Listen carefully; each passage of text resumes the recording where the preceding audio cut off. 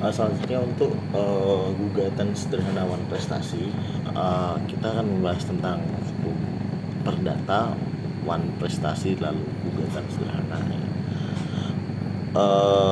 Untuk hukum perdata itu adalah segala sesuatu hukum yang mengatur tentang kepentingan perseorangan. Di situ juga termasuk tentang kewargaan, kekayaan, waris maupun seseorang itu sendiri, perorangan.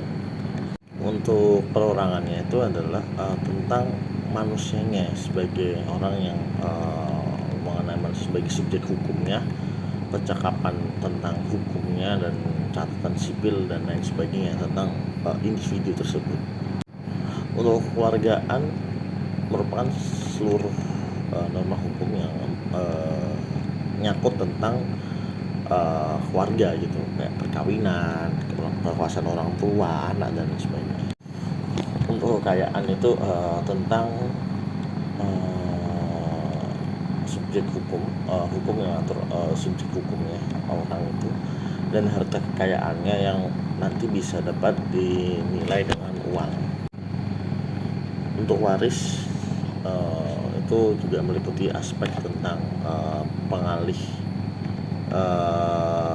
hak-hak, pengalihan hak beserta akibatnya. Lalu ke wan prestasi, di situ ada hubungan, kita bahas tentang hubungan antara perikatan dan perjanjian.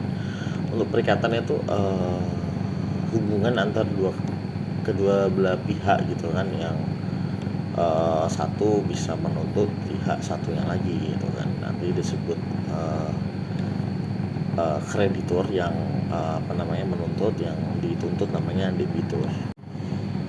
Terus satunya itu perjanjian itu adalah ada kayak rangkaian peristiwa itu, perjanjian antar satu dengan yang lain gitu kan, untuk melaksanakan suatu hal itu biasanya ditulis dan lebih enaknya ditulis, bisa dengan dikatakan, tapi sangat susah untuk merecord atau menilai kebenarannya dan tentang perkataan.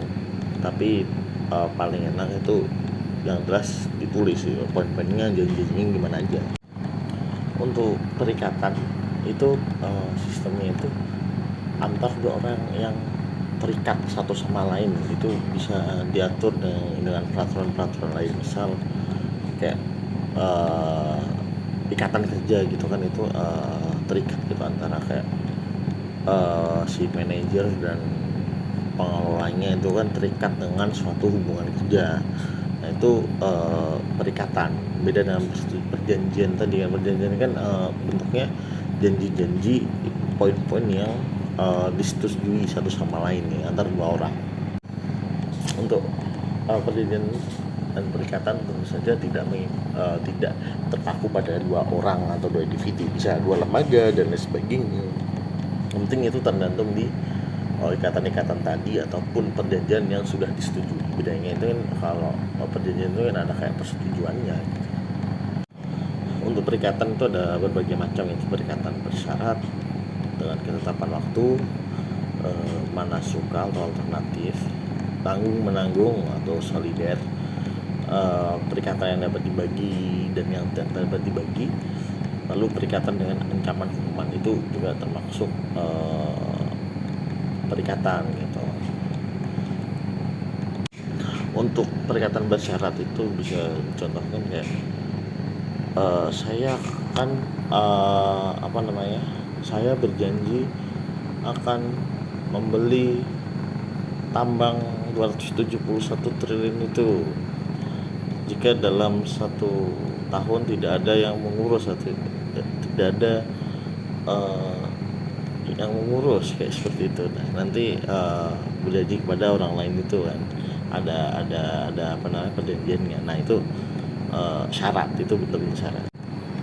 Untuk ketetapan waktu itu juga ada, itu mirip sebenarnya, tapi biasanya ada kejelasan waktunya, kayak dalam waktu 3 bulan saya akan melunasi pesanan mebel ini, dimulai dari 1 Januari 2025 gitu, nanti 1 Februari 2025 dan 3 bulan.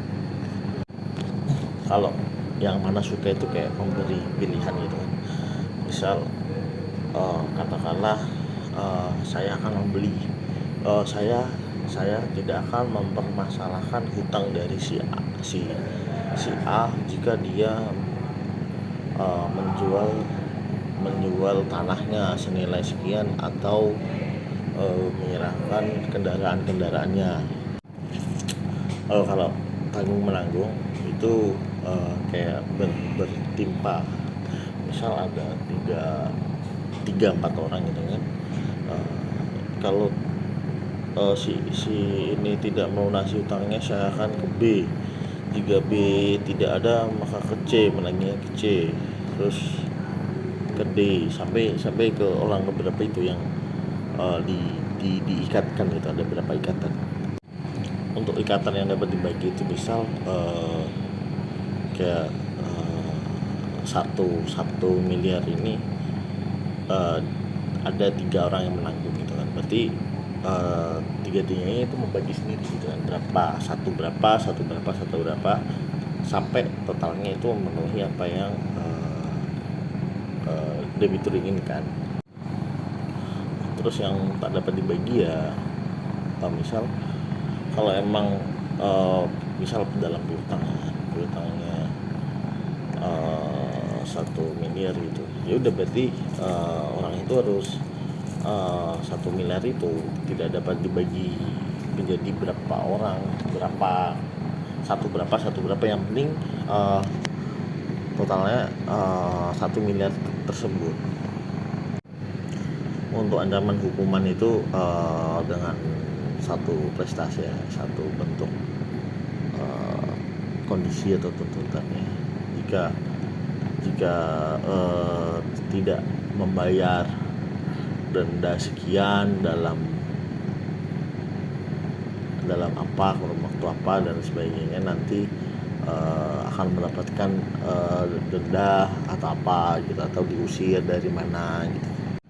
Konsep gugatan sederhana itu gugatan perdata dengan maksimal nilai gugatannya adalah 500 juta rupiah dan tata cara pembuktian yang sederhana. Yang bisa melakukan majukan gugatan sederhana ya individu atau subjek hukumnya atau melalui lembaga hukum, itu juga dapat melakukan gugatan sederhana gitu. Syarat untuk bisa diajukan ke gugatan sederhana itu yang menuntut itu penggugat dan tergugat itu dalam wilayah hukum yang sama, kementerian hukum yang sama. Jadi kalau di luar itu tidak bisa. Dan tadi jika maksimal nilai materinya 500 juta gitu. Nah, untuk para legal menjadi kuasa hukum itu bisa dalam kayak kasus-kasus seperti ini. Itu merupakan kayak insidental gitu kayak emang perlu dan mendesak gitu kan. Itu bisa yang jadi paralegal nanti kalau anggota keluarga itu juga bisa lewat anggota keluarga atau lewat hubungan kerja juga bisa menjadi paralegal di kasus-kasus seperti ini. Untuk orangnya itu masing-masing satu ya untuk gugatan sederhana. Kalau lebih itu harus memiliki kepentingan hukum yang sama, misal lebih dari satu, misal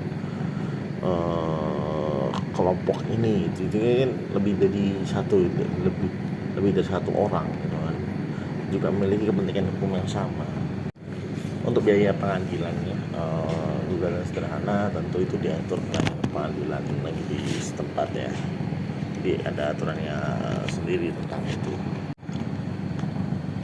Kita kapan sih menjadi orang yang tergugat gitu ya, kayak misal kayak ada tadi ikatan hubungan kerja dan sebagainya. Jadi itu sampai benar-benar ada panggilan gitu dari pihak berwenang aparat gitu untuk sebagai tergugat. Untuk siap maju di gugatan sederhana kita harus punya bukti-bukti yang kuat gitu, membuktikan dengan dalil-dalil yang kuat juga, kayak ada kontrak-kontraknya dicari, bentuk-bentuk kesepakatannya dicari, bentuk-bentuk pelanggarannya dicari semuanya, agar nanti putusan pengadilan juga bisa mempertimbangkan bukti yang sudah kita sampaikan nantinya.